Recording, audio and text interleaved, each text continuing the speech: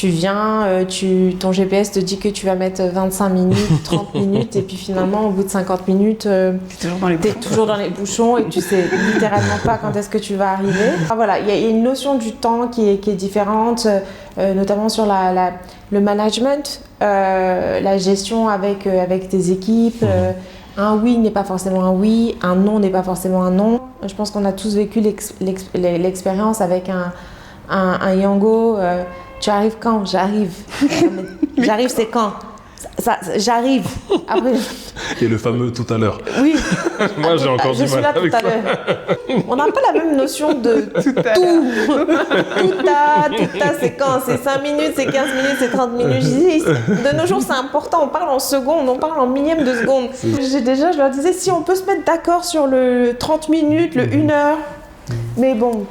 C'est presque un exercice de résilience finalement. Oui, bien sûr. Il faut travailler sur soi parce que sinon tu démarrais à chaque fois au quart de tour. Là, il y a un menuisier qui doit faire des travaux pour la maison, mais littéralement, hein, depuis avril. Et tous les samedis, il me dit j'arrive ce samedi, j'arrive ce samedi, j'arrive ce samedi. Et il n'est pas là. Depuis avril. Depuis avril. On est en... Non, mais t'inquiète, il va livrer. Il va voir quand je vais le payer. Le délai de production est équivalent au délai de recouvrement. Exactement. Ouais.